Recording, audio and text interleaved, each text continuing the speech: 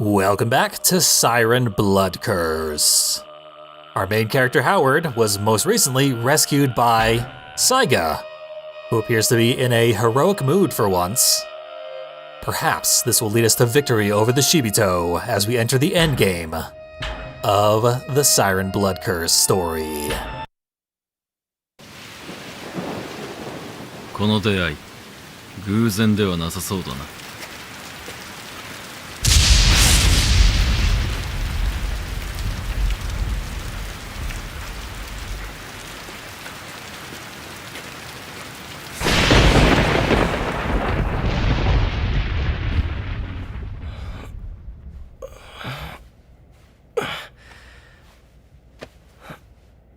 Hey, who are you? Are you here alone?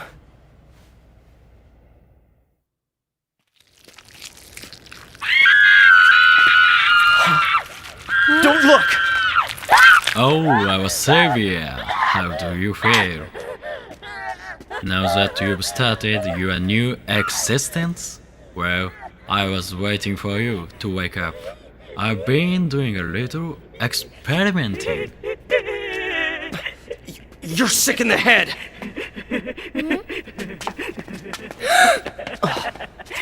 You're more than welcome to stay as long as you like, but I have work to do.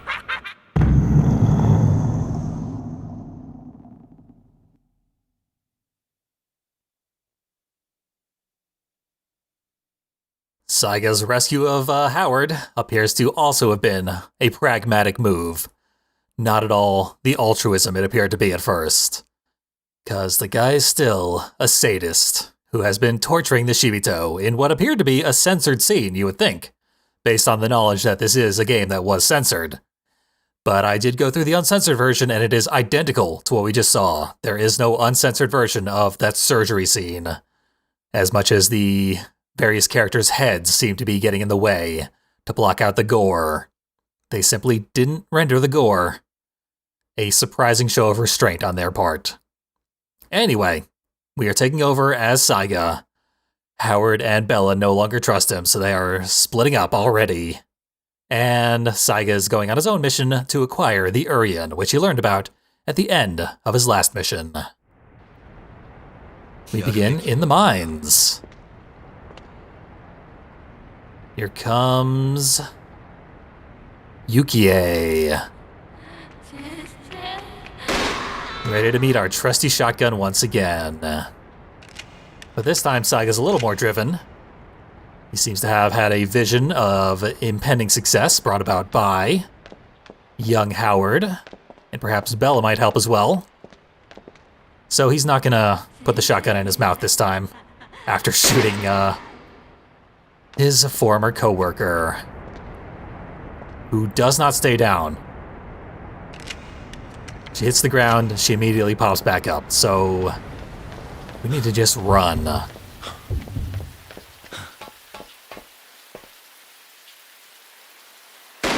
Win a little quick draw contest with the other sniper. And I fear there's nothing to do over that way. So instead, take a little shortcut to the ground floor. Oh, Yukie's done the same. A tad awkward, but we got up first. So let's keep going.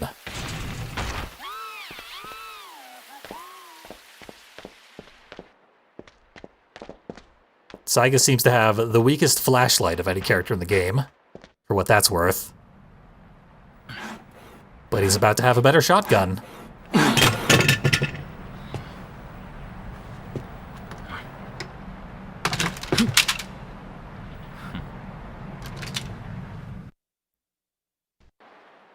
Had the same reaction to these sexy lady posters, but didn't actually fire the buckshot into them the way Howard did, so they remain intact. So the elevators have been shut off again, but this time they won't turn back on. The fuse is missing. So now we need to find a fuse somewhere in the mines. This is easier than you would think. given the vast amount of area that we have to cover. Somewhat intuitive, as we'll find soon enough. We know that way's a dead end. So we'll head this way.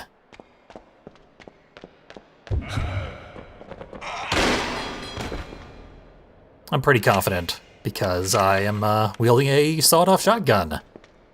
No Shibito is going to threaten me. We do want to take note of this area. There's a locked door, and the elevator has been gated off with some wire wound tightly, which looks like it would break if struck with a weapon. We have a weapon. We actually can snap this wire with our shotgun if we were to whack it a few times. We're not going to do that. So we've seen this area. There's rustling and screeching, indicating more Shibito around. But in this game, things with colors stand out because everything is so brown and gray and dull and rusty. So this bright blue toolbox really grabs the eye, which is a good thing because it contains our fuse. So now, that was nice and easy. That was like really close to the elevator control panel. Let's go plug in this fuse.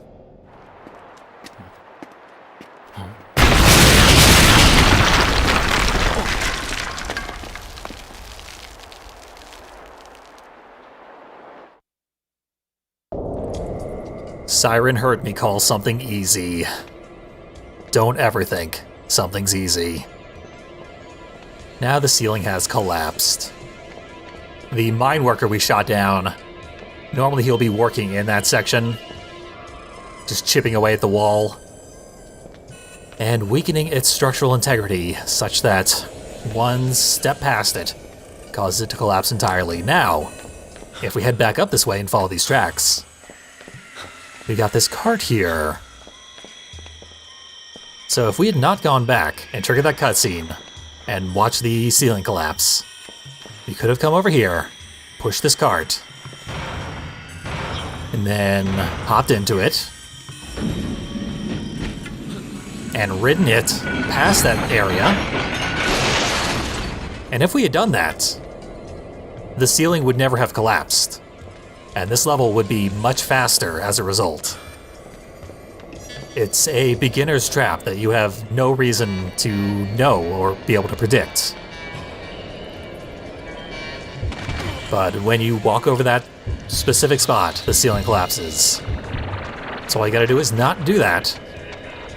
You've got yourself an easier level on your hands.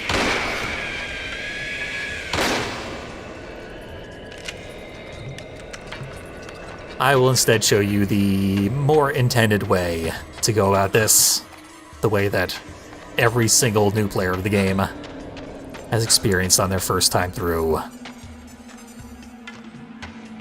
So over here, this path was flooded with red water the entire game, but when we were last here with Soul Jackson, we activated the pump, and that has emptied out this area. Finally. And at the end of the path, we find a spot where some dynamite has been set into the wall. I have no idea who did this. They must have done it since Soul pumped out the area, because otherwise the dynamite would be wet and ruined.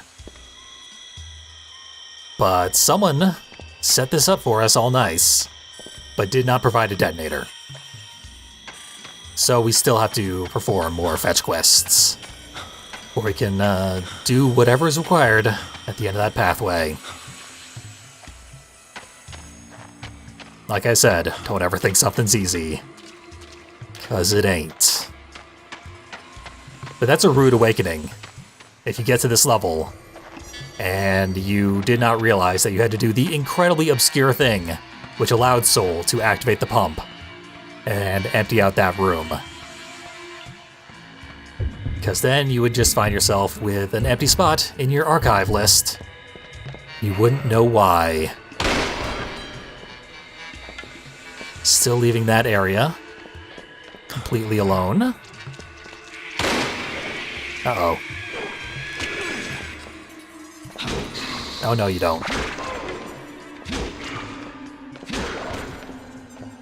Not even gonna waste bullets on him. I did hear Yukie muttering about Sensei, which is us. She's guarding the elevator room. Think. Doesn't matter too much because she is unarmed. She is becoming a Shibito brain, as we saw. She has larvae growing from her face, much like Bella did. But she has left her post, completely unguarded. So now we have access to elevators. And yeah, she's just an unarmed Shibito. Much more aggressive than the average Shibito brain, but still mostly harmless. So elevators are ready to go. What do we need elevators for, though?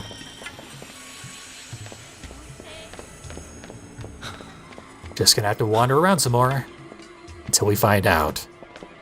Could call an elevator up here. We're not gonna do that. We have foreknowledge, which will prevent us from wasting time and perhaps rendering things unwinnable later on.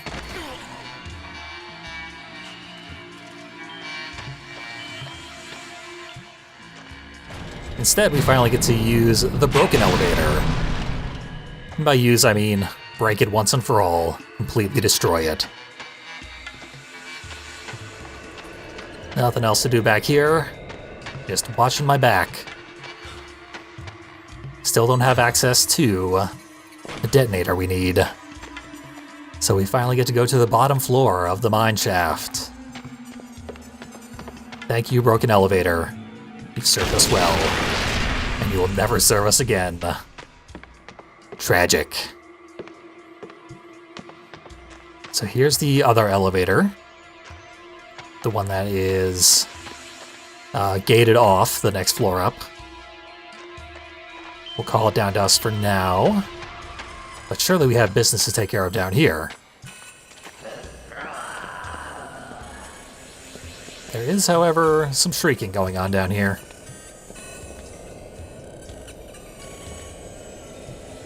We have a maggot Shibito, which I thought we immolated the maggot Shibito. Uh-oh. This is a different maggot Shibito. Melissa did successfully kill the one that she died to take care of. But this one is clearly a bald man. Just as dangerous as the other one, though.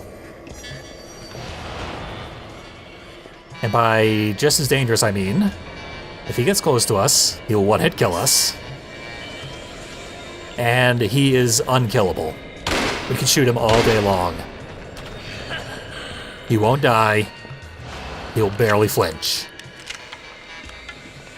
And unfortunately, our goal is down here in the area he's patrolling. So we have a new sub-goal instead. Find a wooden stake in Central Shaft Level 1.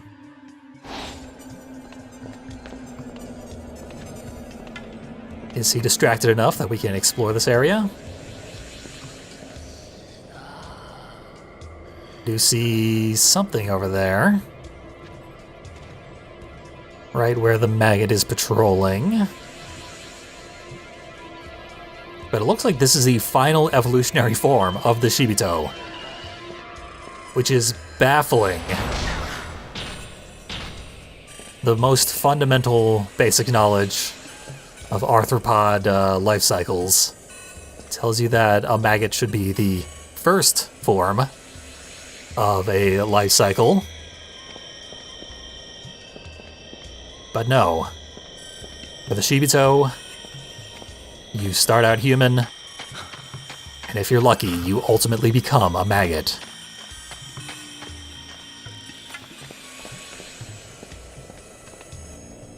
They follow the evolutionary life cycle of the average Slipknot fan. Most unexpected for the Shibito. Although perhaps not. That would make a pretty good Slipknot mask, if we're being honest. The whole maggot Shibito look. Oh, we found a wooden stake. Now what do we do? This is our only way back up, so... For now, we'll just do the only thing we can do, and hope that it leads us to victory somehow. But like I said, this is the part that is gated off. We chose not to break the wire earlier. So now we need to rely on this guy to do that for us. Which he is willing to do. He opens up the locked off room, which we can never open ourselves. We always have to rely on Shibito to get us in there. Comes back with bolt cutters. He's that eager to kill us. We have a shotgun. What a waste. I admire his diligence, though. And within, dynamite detonator. Pretty good. Now you would think, we got this new weapon, the bolt cutters. Surely, a game like this that has so many sadistic executions in the hands of the game's most sadistic character would have a really gruesome execution to it. No, the execution for the bolt cutters is the same as that of the shovel. Somehow. Where you, like, shove the wide end of the item through the enemy's sternum. Completely illogical. So I'm not going to bother trying to get that bolt cutter execution. We've seen it before with the shovel. We did get to see the execution with the shotgun, though. There are a bunch of those. Let's see. So we have a stake. And we were doing creepy experiments with the Shibito before the mission began. So what we're going to do is stake our old friend Yukie, who has just activated the sirens. Uh-oh. Sniper. So the sniper was above us, on top of the Siren Shack earlier, actually.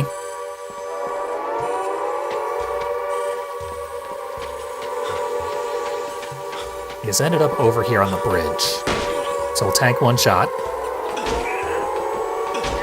And bludgeon him with our shotgun. Until we feel like executing him. There's also an execution from behind, but I think that might be a Howard Wright execution. Not one of the ones that Saiga does. So I fear we may have missed it.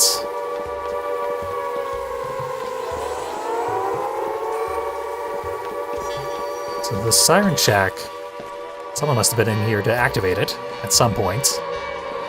But they're gone.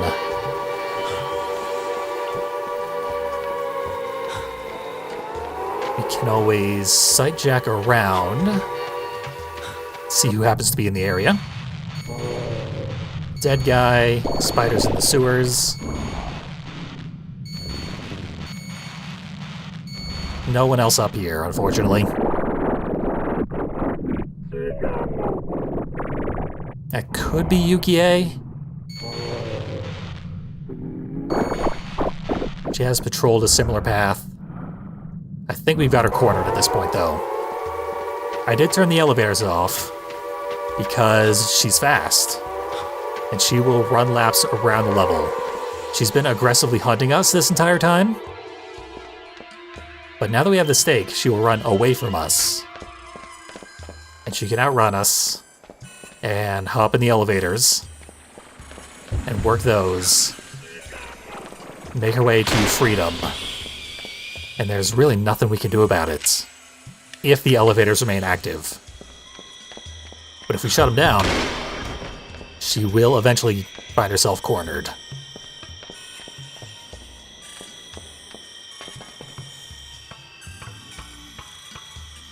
The collapsed part of the tunnel actually isn't that much of a problem, because we ultimately only have to go through that way once or twice. And then if you get lost, you might end up going through there a couple more times, but probably not. While we're here, though, we did have to come this way. There remains this path. We have the dynamite detonator. Let us detonate.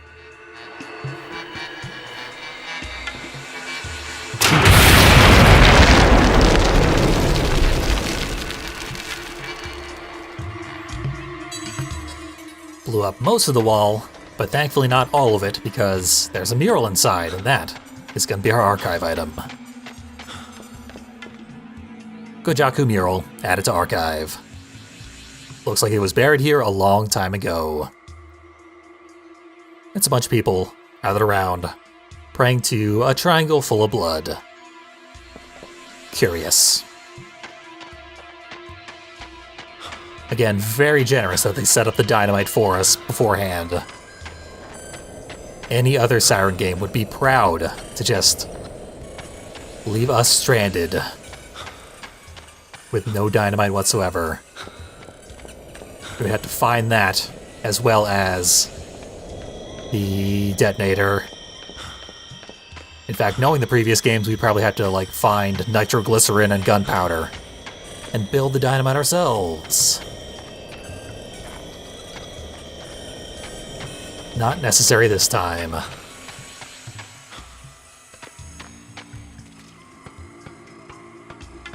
There is a way onto the other side of the collapsed tunnel. I'll be damned if I can remember what it is, though. This guy's getting back up. Uh-oh. I forgot to reload. Good thing I can tank a hit. Spider's up somewhere. Gotta find the Shibito brain. This one is speaking, indicating that it might be the brain.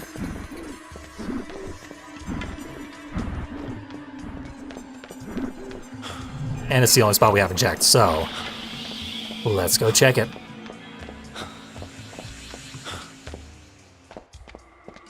I think, unfortunately, we started her off in a very awkward and inconvenient spot.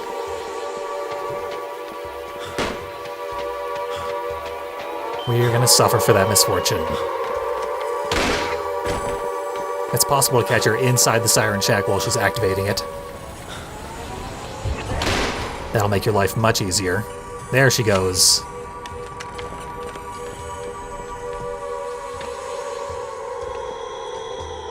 But she is kind of stuck now.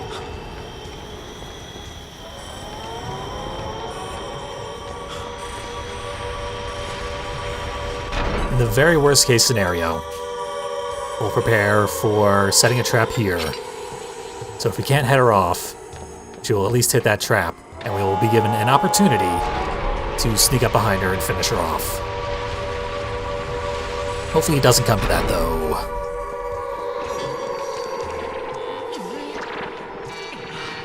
Her minions are gonna slow us down, of course.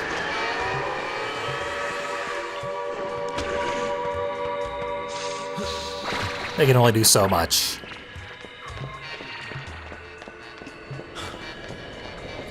I believe she headed down this way. There she is. We can get up quickly enough. We can kill her right here and stake her.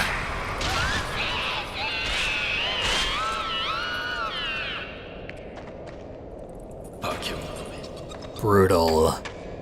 Saiga has absolutely no mercy whatsoever. As usual. So now we just need to get back down to where the Maggot Shibito was, because he's dead and not coming back. Same with all the Spider Shibito. See, what it seems like Saiga figured out with his horrifying experiments was that the Shibito are regenerating instantaneously, no matter what injury they receive. But if you place something in a vital organ, they will try to regenerate through it, but they never can. It'll be like they are repeatedly being killed, constantly, because they've got a stake through their heart. Classic vampirism rules. If we were to remove the stake, she'd pop right back up, and that guy would be back on our case. But instead, he's curled up and dead. It's our only real opportunity to see a dead maggot Shibito. So soak it in. Did not mean to jump down. I mean to get the hell out of here.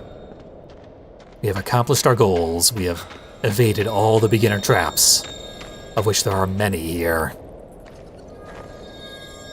Now we approach something so powerful that we can hear it through the walls.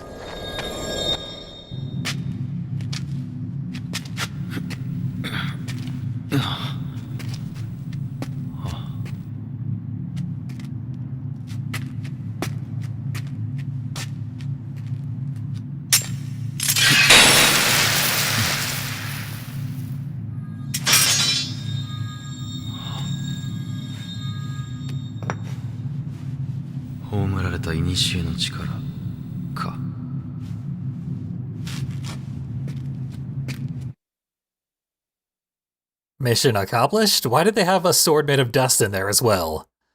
Like, from a developer standpoint, what was the purpose? Was that like a misdirect? To make us think that was the artifact of power when it was clearly the glowing box next to it?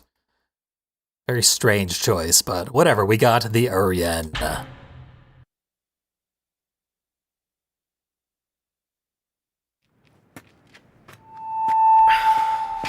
This isn't it either. Where are the ritual grounds? I don't have time for this. Damn it! I congratulate you, for all fortune is yours, all glory and all blessing.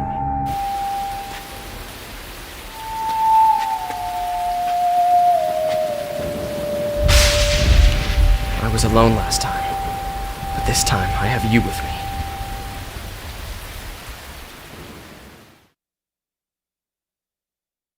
Hey, new archive item for free. And Howard appears to have recalled his past life, recognized why he failed, now believes that he will succeed because he has the power of Bella Monroe.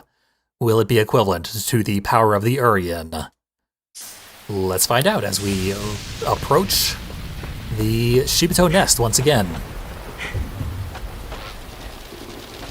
Back here. Find a metal pipe we're gonna need. And we just need to protect Bella. Very good. Are we okay now? She's thankfully immune to damage. Either something kills her or it doesn't. Break down the gate as usual.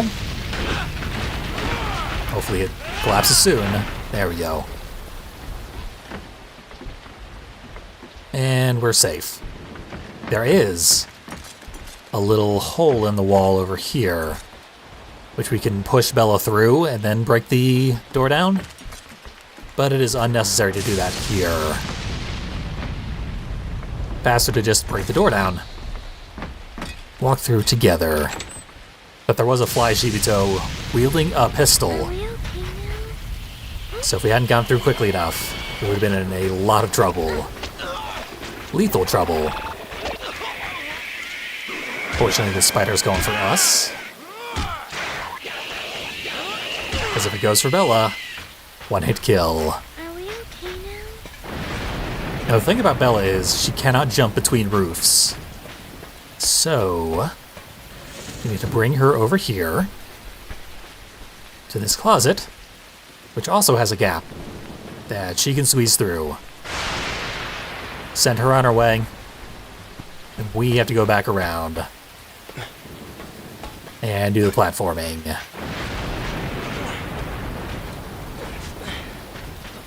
And just meet up with her over on this side. Simple enough. Come on. That was like 10 seconds.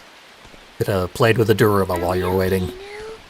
Fill in its eyes or whatever that tradition is.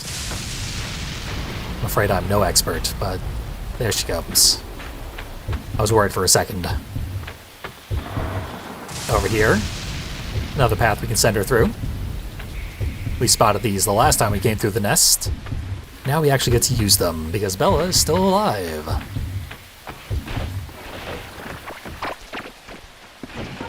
Someone's sneaking up behind me. Guess he was crawling on the ceiling a second ago.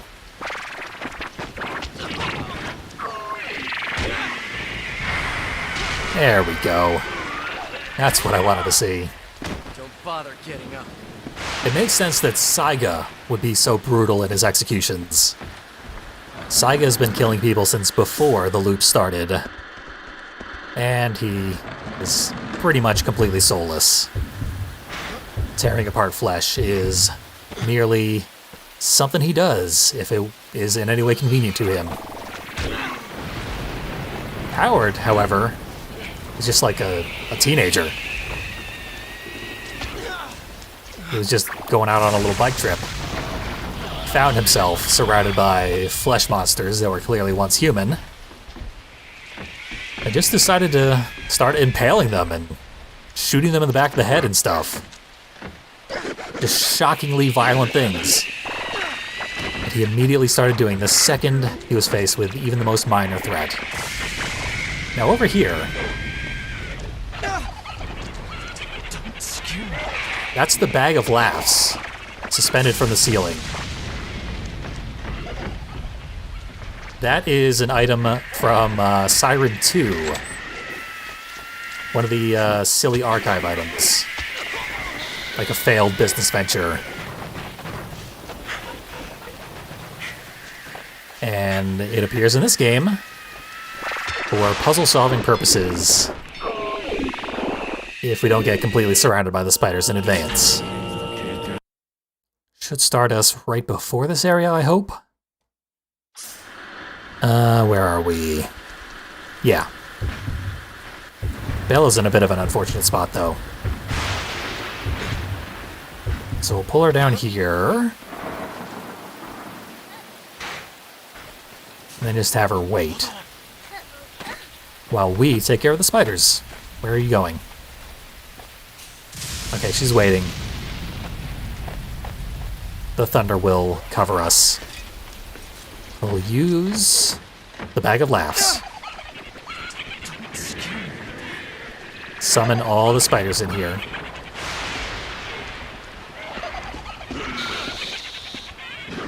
Can take a few hits, just obviously not as many as we did last time. This guy's in a bad spot.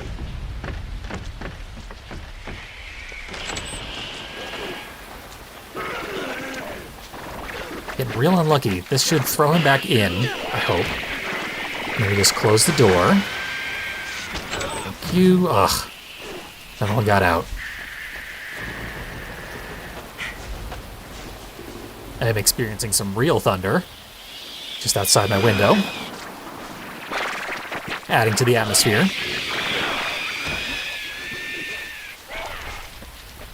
So our sub-goal right now is to board up the spider Shibito inside the abandoned house.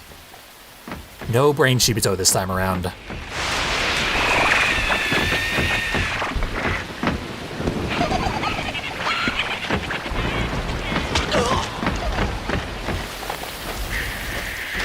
So far, so good.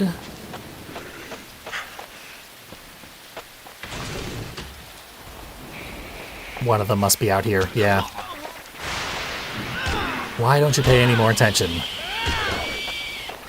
Got you a bag of laughs. Get in the house. I'm gonna take my chances. I would prefer to have everyone locked up inside that house, but what are you gonna do? Spider Shibito cannot open doors. So ultimately, we do not have to actually lock them inside the house. Just get them within the doors, close them, they're stuck. A lot of fluttering going on over here. Gonna have to put an end to some of that.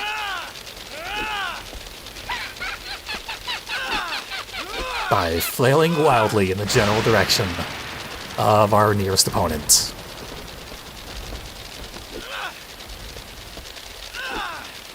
Does not want to descend. There we go. Got a hit. Calming him down. There's more enemies over there. We are instead going to sneak around to this secret area where we were last time we entered the nest. The most obscure secret in the first loop is also a very obscure secret here in the second loop.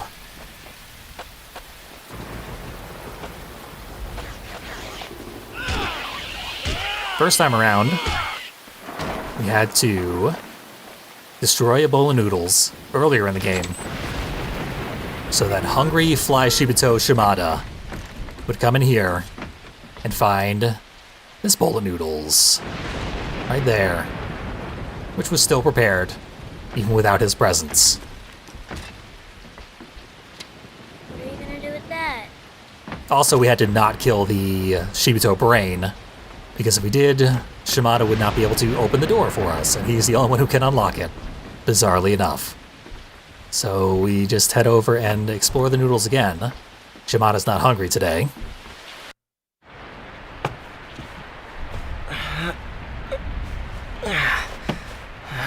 Hey, I know.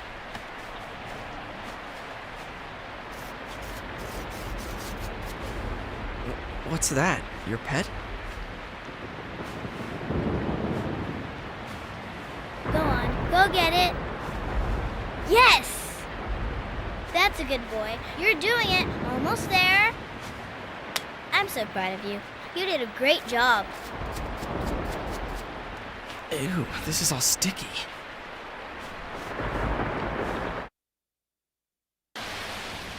Bella's a weirdo, and I can't believe that worked. But, her love of bugs has saved the day and gotten us another archive item. Always trust bugs, people. Even when you're surrounded by human beings that are changing into bugs, natural bugs are still your friends. There's truly no other way to get a cassette tape covered in strawberry jam than to have both a bug and a spool knitter thing, whatever it was called, which Bella inexplicably knows how to use. Help me up. There we go. Very sensitive controls on dragging Bella up to Thank you. the ledges where she needs to get to. But she's up. We can carry on. So there's Fly Shibito all over the place here. We fought one of them.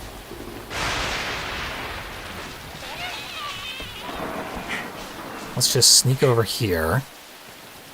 Got our back to a wall at least, so if anyone feels like attacking, they'll have to attack in front of us.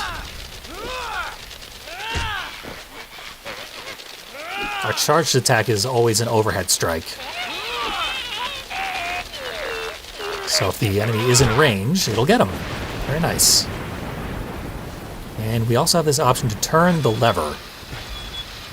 That brings out the awning. And what good does that do us? Perhaps none. Perhaps this will be the key to saving the day. So there's someone behind some scaffolding behind the building. Someone over there. We're looking for a Shibito brain. Okay, someone on top of the building, right next to us. We brought out the awning, so they can no longer look down to see us. Meaning we can sneak underneath them. Perhaps sneak behind them. And then perhaps murder them. Looks a little different from the other Fly Shibito. So surely this is our brain. And they're down. Look at them. butterfly Shibito. Kinda cute. They evolved out of the need for arms, and instead grew little bug arms. Which is pretty creepy. The wings are nice though. Maybe that's a good trade-off. Maybe not. But this is our chance. Saiga's still alive, so he doesn't get to be the brain. And over here, let's see. This is a police officer with a stake of wood through his gut. Shimada was here, and he does wield a pistol in his hand, which we cannot steal. He's got a death grip on that thing, even when he's knocked out. So if we had tried to run through, Shimada would have just gunned us down. Immediately killed Bella. You gotta take care of that brain. Hopefully it's not planning to get up anytime soon. So I gotta drag Bella up to the final spot in this level.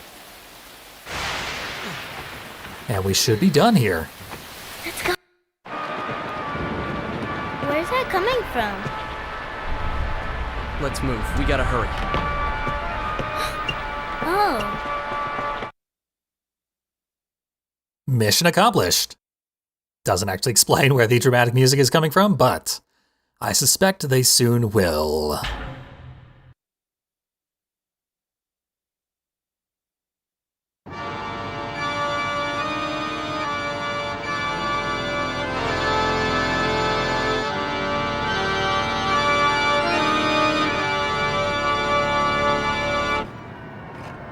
Now the gates of paradise shall open.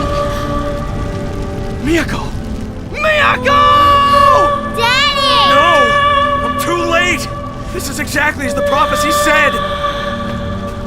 Daddy! No, Bella! Stay back! It's too dangerous! Daddy! Hey! Wait!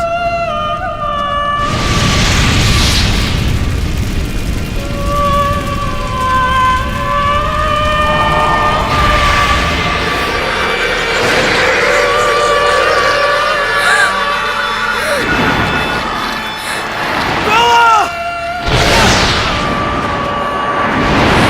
We gotta run! Get away from us! No, this isn't how it's supposed to be.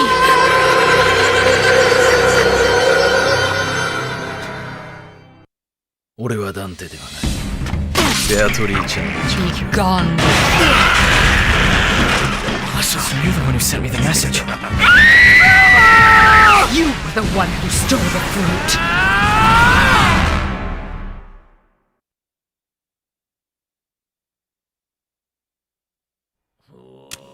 All of these surviving characters are finally united for the final chapter of Siren Blood Curse.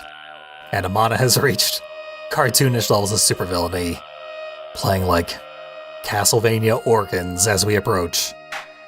Ridiculous. She's just a completely different character from who she was in the beginning of the game. Saiga's also changed to a very unrecognizable type of dude. But, Sam and Howard, they're about the same as they ever were. Much more violent, but that's what you need to do to get to the end of this horrifying adventure. We did manage to get one new item, one new weapon that is to say, the bolt cutters. For some reason, the third to last weapon in the entire game. It's a strong, heavy blunt weapon. A tool used for cutting bolts and chains. If wire cutters are not enough to get through something, bolt cutters should do the job. Once again, Saiga somehow rams these through the gut of a human body. His experiments have revealed that many weak spots, and that's just the thing he can do now. I don't know. We got some more pages of the Sacred Revelations. Or at least one more page. Let's see. Yep, that looks familiar. The true ceremony was held, the fruit was offered, and the Savior awoke. And the drawing appears to be like loosely organized specks with random appendages sticking out. which is very much like what that monstrosity that just appeared at the end of the chapter was. It actually looked kind of like maybe like a pear or some kind of gourd. Fruit-shaped, I would say. And they do say the fruit was offered and the savior awoke. But also Amana said, no, this isn't right, like she says every time anything happens. It's never good enough for Amana, no matter how evil she gets. It did appear that Miyako's done for, though. We never managed to save her. Oh well, some hero that Howard turned out to be. So that's interesting. But not especially informative. We keep getting sacred revelations immediately after they happen.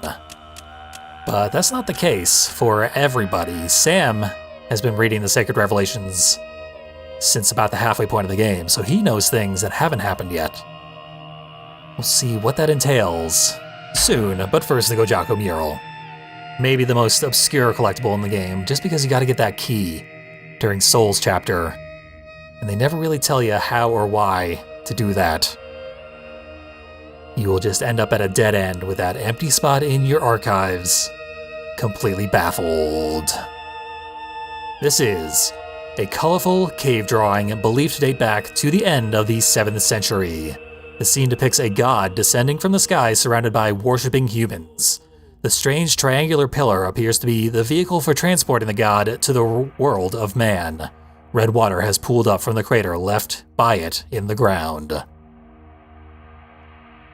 So we did just see a triangular pool of red water in which Miyako burst into flames. And then the thing was summoned and started attacking everybody. It wasn't right, according to Amana, but according to this, that is what the ritual is meant to do. It is supposed to open a pillar, which is the vehicle for transporting gods to the world of man.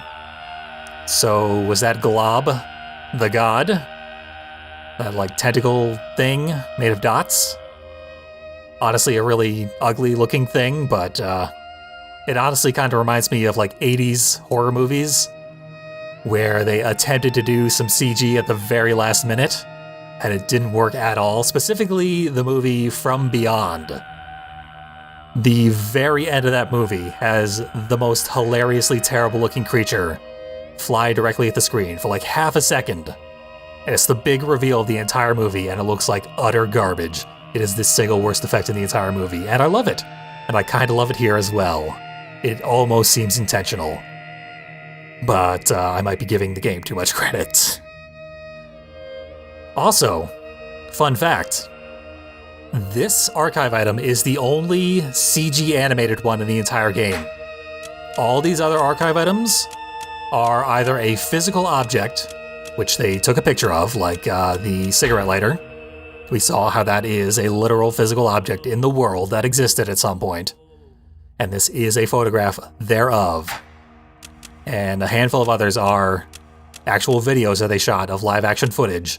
All of the other 50 archive items, physical things that happened in real life, this is the one and only exception in the entire game. They ran out of time and budget to physically paint that mural. So they just took the in-game model and spruced it up a bit to make it look as real as possible. And I believe the game's graphic designer was disappointed at having to had cut that corner. Like even this, they had a physical magazine printed up by a magazine manufacturer who has done the same for each of the previous Siren games. But this one time, they had to rely on their CG skills. To their eternal shame. You would never know the difference if I didn't point that out, though. So, good enough. We got Sam's voice recorder completely for free.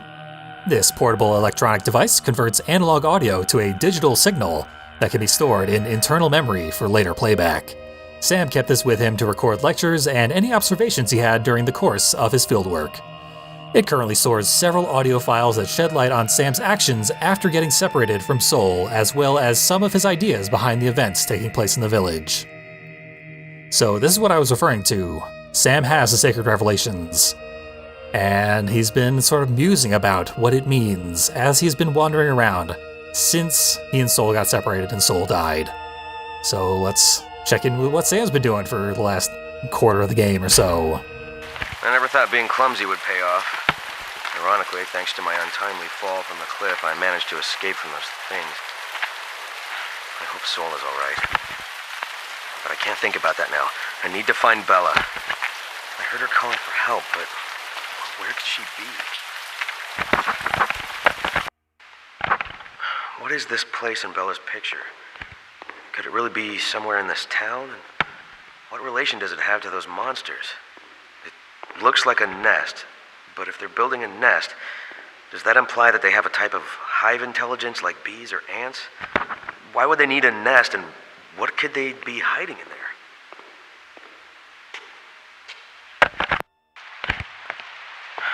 I've studied folklore and mythology my whole life, but never in my wildest dreams did I ever imagine any of it to be real. The events recorded in this holy book mirror our current situation so accurately that I'm beginning to doubt my own beliefs. If all of these predictions are to come true, I must stop it. So, Sam took some leaps of logic there, saying that this looks like a nest. Why would he jump to that conclusion? He's right, but he shouldn't be.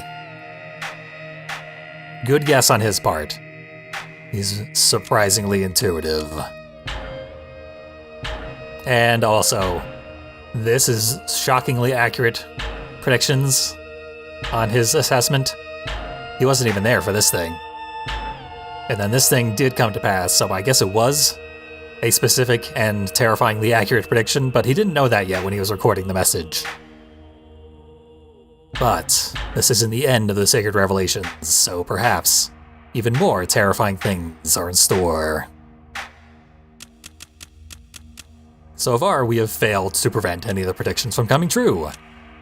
Maybe if we keep at it, we won't be such a loser as Sam Monroe. But there is the one last archive item, the super weird audio cassette tape found in the floor of the Lucky Triangle. A small case containing magnetic tape and covered in what appears to be sticky strawberry jam. The cassette tape was designed to improve upon the previously existing open reel designs used in audio recording.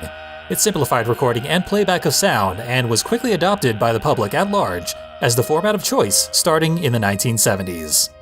It maintained this popularity until the 1980s when digital audio formats began to become more popular. Today, it is rare to see these tapes used for anything except by an older generation who feel more comfortable with them. This cassette tape contains disturbing audio recorded by one of the villagers. We certainly needed a reminder of what a cassette tape is. Maybe we do. Many human beings alive today have not seen a cassette tape in their entire lives. So maybe that history lesson was important. But let's enjoy the contents of the cassette tape. Somehow. Good thing we brought a tape player with us.